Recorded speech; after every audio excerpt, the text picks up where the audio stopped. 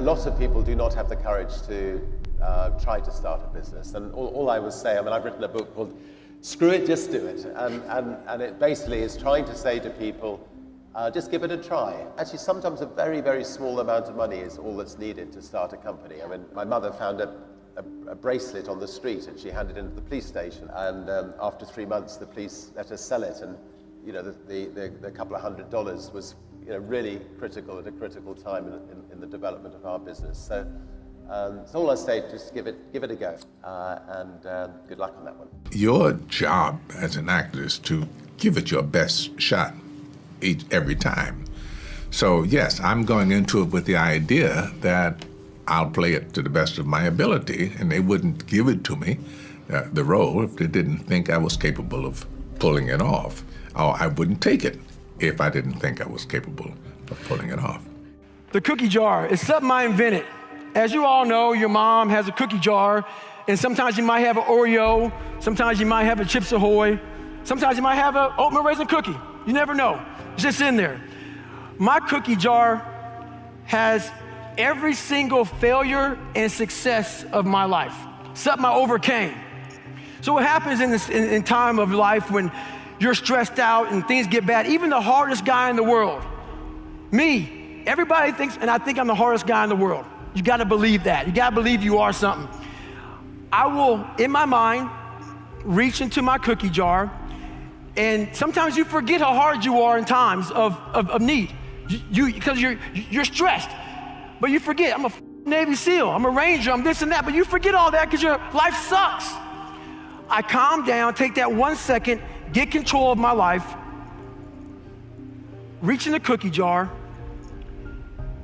Well, you got called nigger your whole life, and you're now the only person in history to do this, and this. Put it back in the cookie jar, reset my mind. You have to remind yourself of how badass you really are in times of need. That's the cookie jar. My closest friends and my mom and my closest confidants always say that I'm very determined and very stubborn and pushy, and that it could be a good thing and it can be a bad thing. Like, it definitely gets me what I want and need, and I'm very vocal about things and blunt, but you sort of have to be that way. You have to be your own agent, your own advocate, and you have to go for what you want in life. My best business decisions really have to do with picking people. You know, deciding to go into partnership with Paul Allen is probably at the top of the list. And then subsequently hiring a friend, Steve Ballmer. And having somebody who you totally trust, who's totally committed, who shares your vision and yet has a little bit different set of skills, and also acts as a check on you. You know, some of the ideas you come up with, you run by them because you know they're going to say, hey, wait a minute. You know, have you thought about this and that?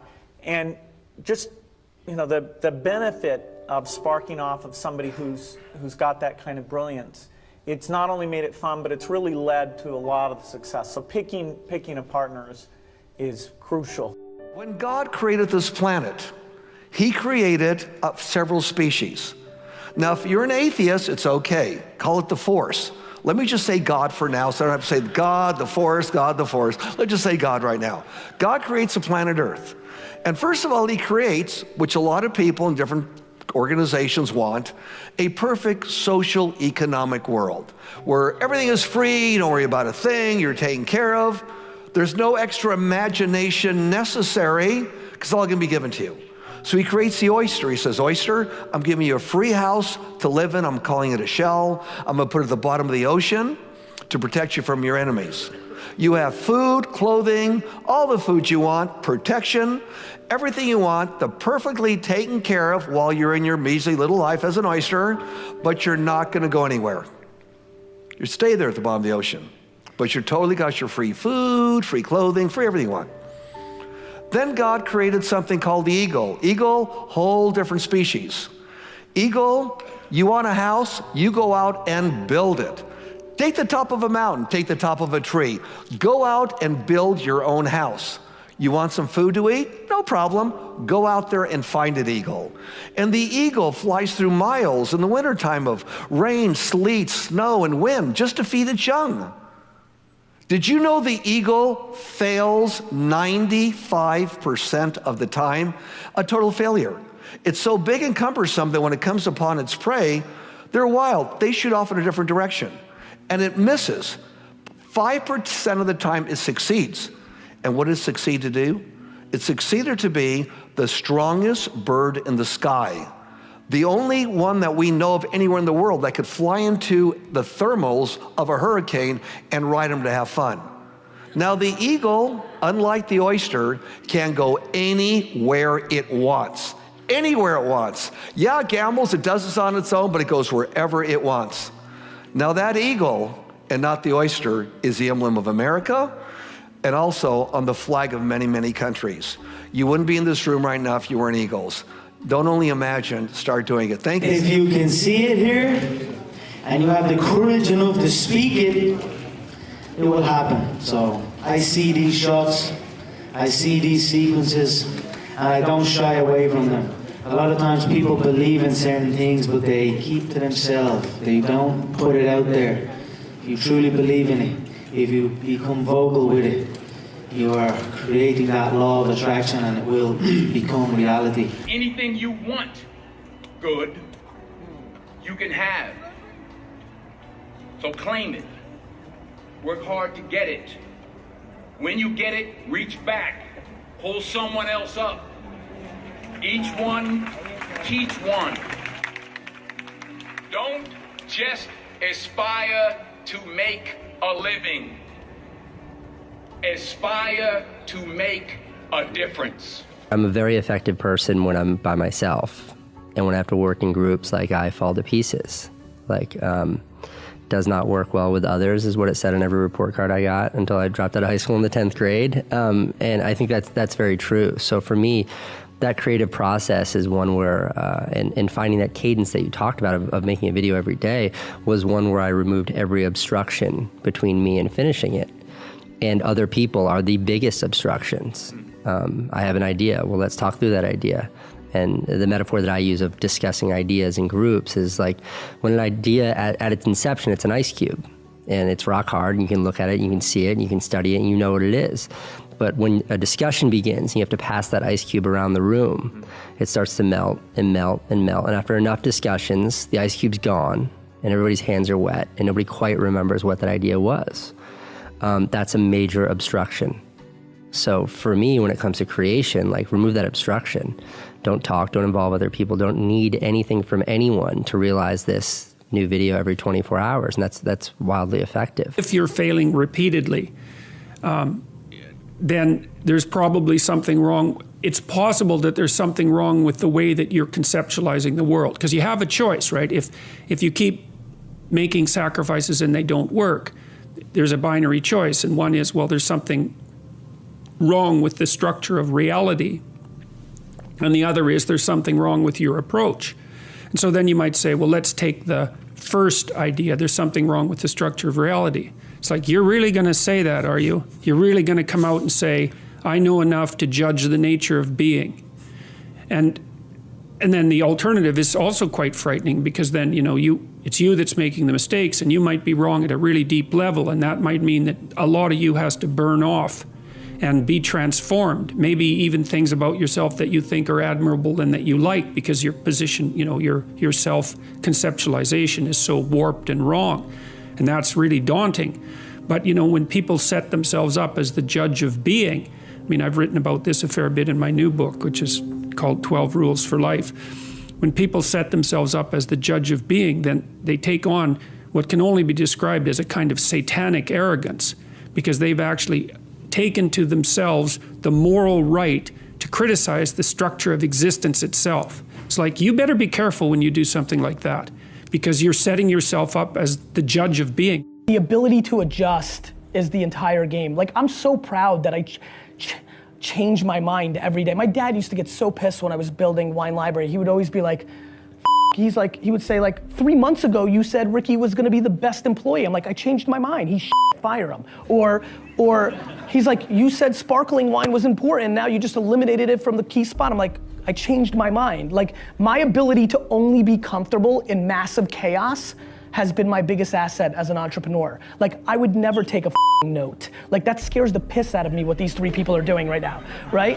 And so, now, that may work for them, and I'm not, like, back to the opening statement, like, you need to do you. Like, plenty of people that make a load more money than me and have won bigger take notes.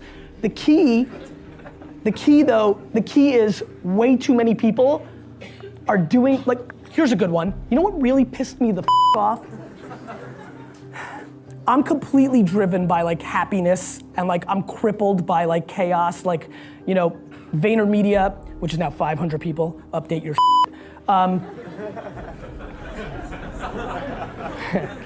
VaynerMedia is like completely dictated by, like, I'm a dictator of HR. Like, all I care about is the atmosphere. All I care about is how people, all I care about is like how people roll. Like, I think I fired the 4 most talented, smartest people that have worked for me, because if you don't know how to play with the other boys and girls, you're out, because I suffocate under, you know, conflict and negativity, and like nobody's better than me, so you gotta go. So what really pissed me off in tech world was when Steve Jobs' book came out, when he was dying, when it was all about Steve 3 or 4 years ago. I literally watched a lot of my tech startup friends start being like a dick to their staff, because Jobs was tough.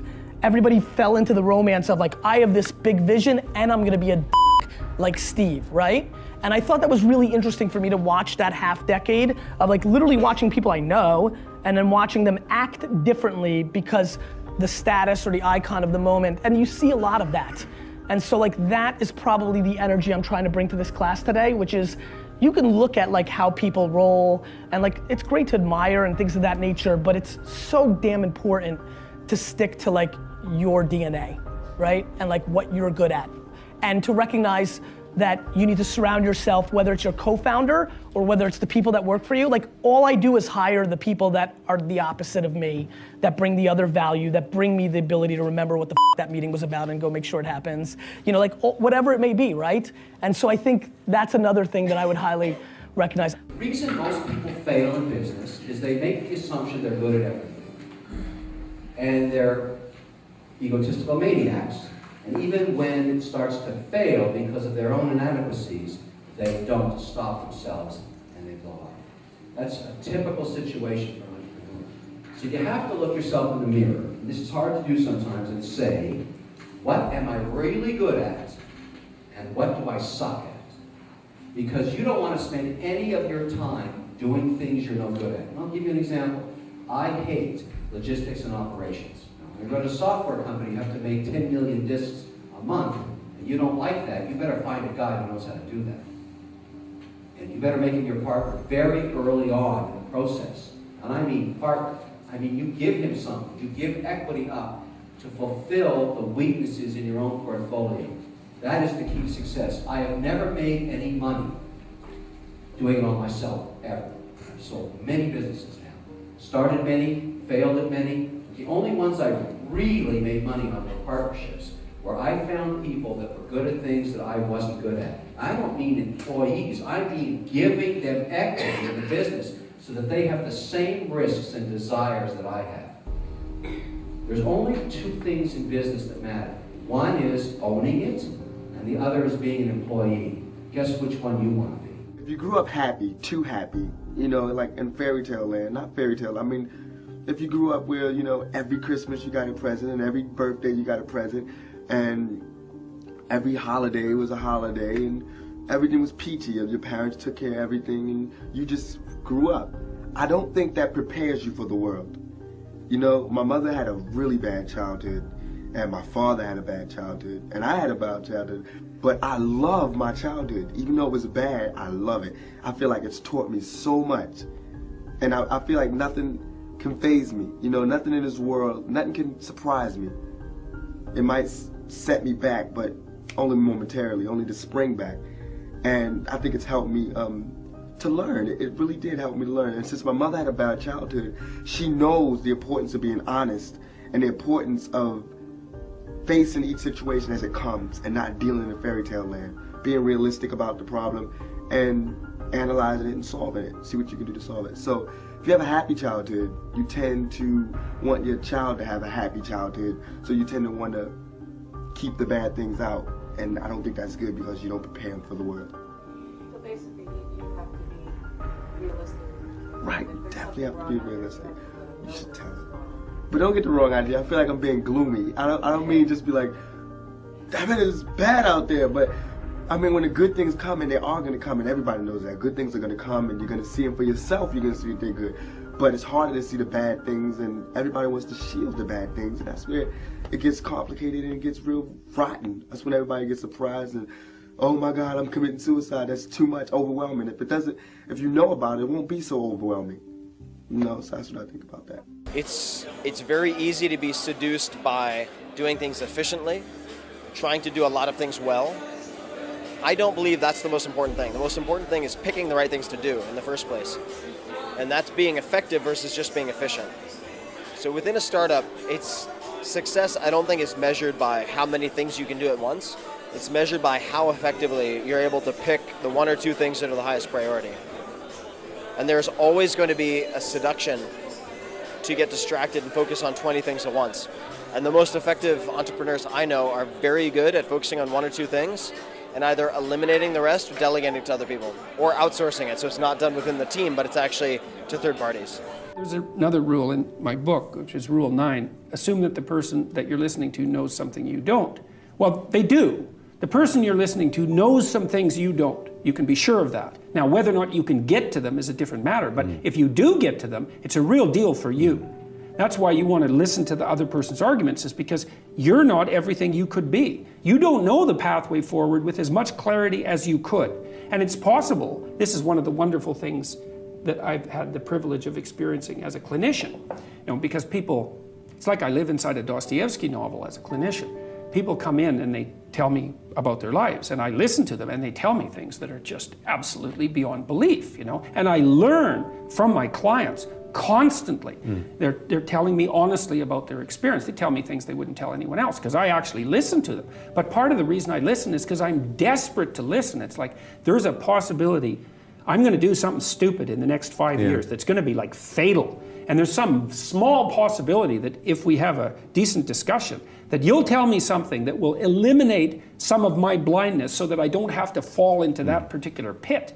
And if you have a good sensitivity for the depth of the pit, then you're pretty bloody motivated to avoid it. And so, and that dialogue it's dialogic, it's dialogos, right? It's shared logos. It's the way that we redeem ourselves mutually moving forward. I hear a lot of guys saying right now, like, hey, only do the things you want to do. Dude, I do stuff I don't want to do every single day, okay?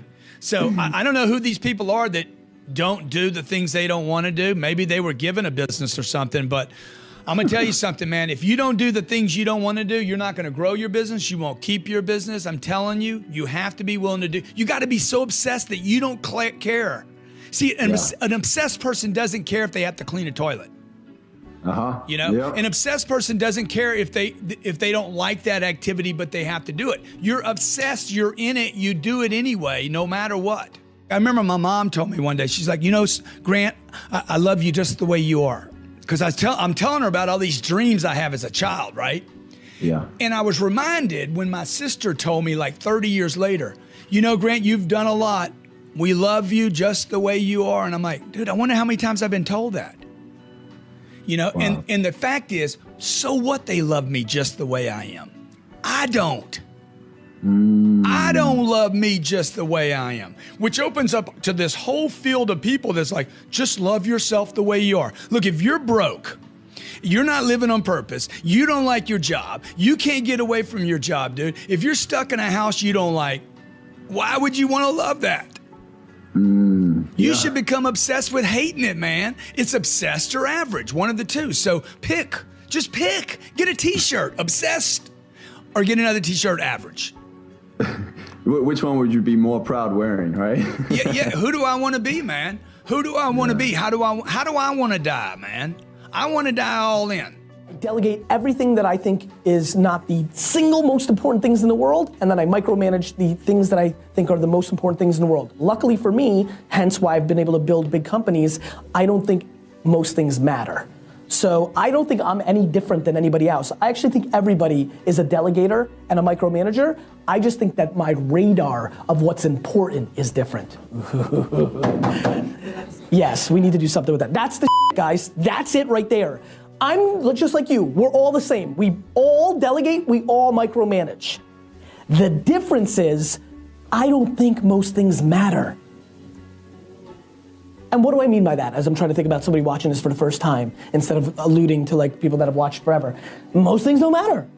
like I don't know, like just, I don't know, that's what it means. Like, you know, like if I was like, I don't know, I don't think lighting matters as much as D-Rock. Like, I just don't think things matter. Like, I don't think like one client that's gonna put us out a bit, like, I don't think one employee is gonna kill our atmosphere. I don't think a lot of things matter. I don't think like a misspelling in a deck is something that really matters to a lot of people in my company. It just doesn't matter to me. I just don't think so. Guys, I don't think we're gonna lose a account because we put the I before the E. And if we do, fuck them. Idiots. I don't think not wearing shoes in an establishment is, you know, the biggest thing in the world. Clearly, if you've watched Daily V1, some people do. And guess what? I do not judge. Do not judge. Everybody's allowed to do their thing. It's just like parenting. I will never spew my parenting. I talk about it, but it's very holistic. Like, this is what I do, not what I'm telling you to do. This is me, but like, so ultimately, I think that I'm both. Like everybody in the world, I just think that I deem what's most important at a very, very high level on things that most people, you know what? A lot of you are commenting about my 5-minute meetings. Most of you, because you're part of my community, think it's great. A lot of comments on YouTube and Facebook of like, oh, I like Daily V because Gary spends 5, that's nice. One comment, I work in a small, and by the way, whoever said this is gonna see this and be like, holy crap, he reads everything. I've worked at small companies where the boss didn't even know my name, you know what I mean? Like, this is cool, but do you know how many people think it's stupid? I have a lot of people in my life that think that I'm very busy and I have a lot of things to do, and why in the world, Gary, it's not scalable, it's not sustainable. Yeah, you're making that face because you're so in our cocoon, but like, boy, just like, you know? Like, they're like, don't do that. It's not bad. Nobody expects you to do it, not at this scale. And you have a great culture and you have great intent. Just do that. I'm like, nope, this thing matters to me. So I'm micromanaging a hello into my company 3 to 6 months in, that a lot of people outsource to an HR person or to the leadership. So I do unscalable things all the time, micromanaging if I deem them the most important. Pitching new business. I like to micromanage that because it's important to win business. Like, money helps me keep doing everything. I don't like to think too far ahead. So you haven't thought alternative No, I don't like careers thinking too far ahead. People set like goals, long distance goals and shit. That's too much for me. I already feel like I'm living it. And then I just carry on doing that, you know, carry on day by day, already living the final goal, the goal of being the world champion. I already carry myself like I'm a world champion. I already speak like I'm a world champion. And that's it, I just carry on day by day. So I'll take it as it comes. Again, like I said, you were asking me about the future. I'll let you know a little bit closer, you know what I mean? As far, all I can see right now is the gold. That's all I can see. To get something you never had, you have to do something you never did. Les Brown's a motivational speaker. He made an analogy about this. He says, imagine you're on your deathbed, and standing around your deathbed are the ghosts representing your unfulfilled potential. The ghost of the ideas you never acted on, the ghost of the talents you didn't use. And they're standing around your bed, angry, disappointed, and upset. They say, we came to you because you could have brought us to life, they say. And now we have to go to the grave together. So I ask you today, how many ghosts are going to be around your bed when your time comes? Every single person, when they're in their teens, in their early 20s, they care so much about other people and how they're perceived and what impression they make. And I wanted to be perfect. I wanted to be good at everything and be a good student and be prettier and skinnier and successful and all these things. And I cared about what people said about me and how they felt about me. And as I get older, I just realized that other people won't make me happy. It has to be from within me, and I need to keep doing whatever makes me happy. And whoever responds to that, great. Whoever doesn't respond to that, it's fine too. But the less I care about other people's opinions, the better I feel about myself, and the more I do things that make me happy. I'm getting more and more intrigued by mindset, because I used to think of it as fluffy, like self-help, and now I think of it more as strategy. What's your strategy in life? Somebody asked me on Instagram after I posted this, Gary, if the mindset has been skewed, how can you bring it back? And I answered with, by surrounding yourself with people who have the mindset you aspire to. My friends, please understand that mindset is controllable in the same way that all our opinions are controllable. The key is to add more people with optimism and cut people with negativity. It's very, very simple. Now, it's very hard to cut people with pessimism, cynicism, and negativity when they are the people that are the closest to you, parents, siblings, spouse. But the bottom line is, if you're asking the question, I'm gonna give you the answer. The answer is add more people with positivity and optimism and cut people with pessimism and cynicism. Who you surround yourself matters. What content you consume matters. I basically suffocate myself for a long period of my time and created an environment that was based on offense and optimism, and now I know no different. Please do the same for you. Make that move. Mold, and I mean mold, your mindset by what you consume and with whom you consume it. You gotta make a commitment to service. You gotta make a commitment to like, hey, I have a target. I know that when we don't achieve targets here in my office, the first thing I ask, regardless of the internet department, if it's my accounting department on collections, or it's my sales department, I'm gonna ask a question, what is the target? No target results in no sales.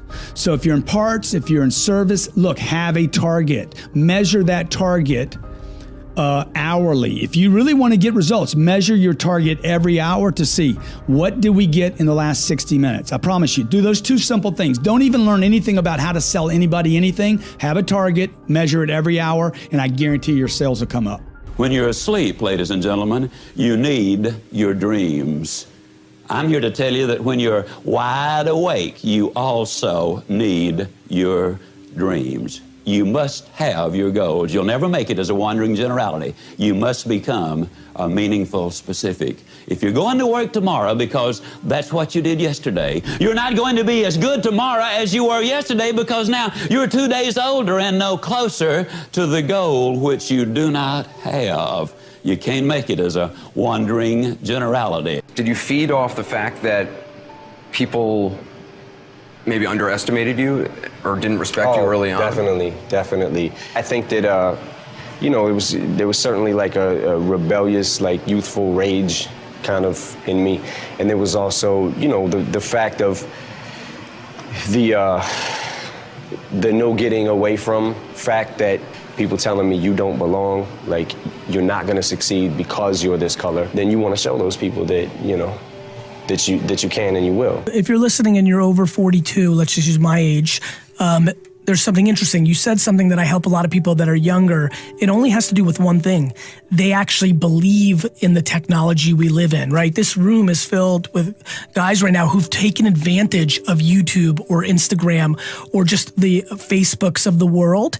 And the only thing I need to do to break through somebody who's 47 in the suburbs of London who has a mortgage, debt, and 3 children is for them to understand that unlike when he or she and I grew up and there was no internet, the thought of like having a happy life was separate than taking care of what you were supposed to take care of.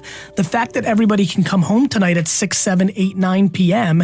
and then take out their phone or their iPad or whatever and get to work for 3 more hours and go to sleep at midnight, get their good 6 or 7 hours of sleep. I'm not talking about don't sleep. A lot of people get me confused. My big thing is, if you're not happy, if you're happy and you make 37,000 pounds a year, mazel tov, do you. But if you are not happy, if you hate your job, right? You can do something about it instead of blaming Brexit or blaming Trump or blaming your mom. Like, do something about it. And my point is, it's the internet. Hey, work to your potential, not your quota. If you want to stay really motivated, If you want to answer the question to why people that have already made it keep pushing, it is because they don't operate on quotas, they operate off potential. They're driven to reach their potential. This is also tied to their ethical obligation. They know what they're capable of. Nobody can tell you what you're capable of. You're the only one that knows, okay? So work to your potential, not your quota. Quotas are numbers. Who made them up? Some guy says, okay, your quota is blah, blah, okay? Based on what? How did he come up with that quota? He only picked that quota, that number, because he thinks it's significant or compared to other people maybe in your industry. Look, don't operate on quotas. You want them, clearly you want them, but you want to be driven to reach your potential, not just some number, some mechanics. Hey, my potential, I know. Nobody else knows it. I know what it is. You know yours. Work to your potential, not just a quota, and I promise you, you will be on fire day and night. Every single human being has value, and my value is not determined on how I look or what job I have or where I'm from, where I was born, how much money, all that stuff is nothing.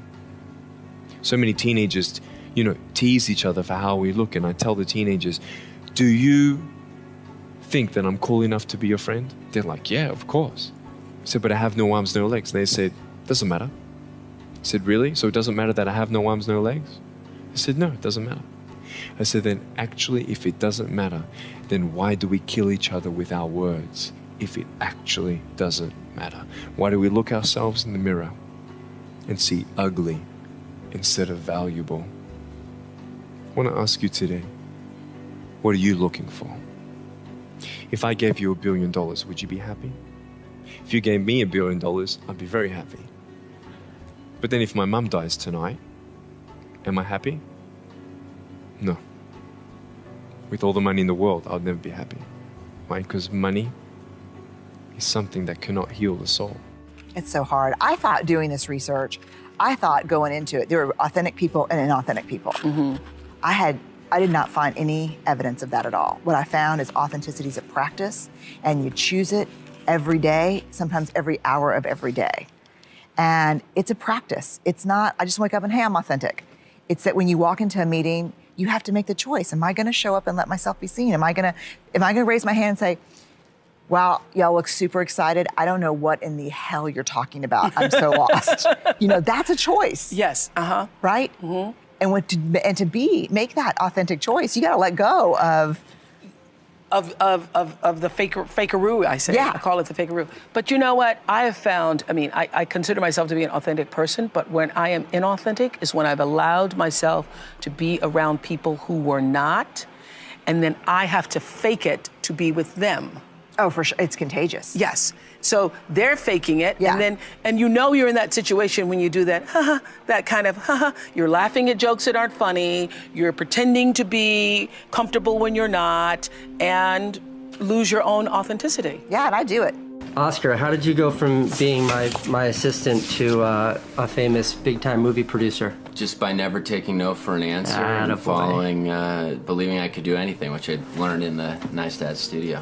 All right. Seriously, this guy would just, over and over again, I'd never seen anything like it. He would just say, you're smart, figure it out. You're smart, figure it out. You're smart, figure it out. I don't care how long it takes, just make it beautiful.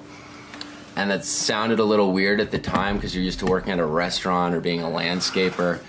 But it was actually really empowering, and it took me a while to figure that out. And the more movies I made, the more I realized it didn't matter. It kind of applies to everything. There is ridiculous confusion in the system. I am winning and will win at all time levels. Get ready. You will tell your grandkids that you once saw me live. Like, I mean that. And by the way, it's not because, by the way, real quick, because I don't want claps for that, I need you to understand how I think about that. It's not because I think I'm fancy or great. I think it's because I'm very calm and simple about one simple, tiny thing: underpriced attention.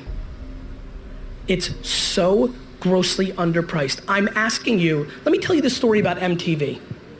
When MTV came out in the early to mid 80s, how many people remember when MTV was launched?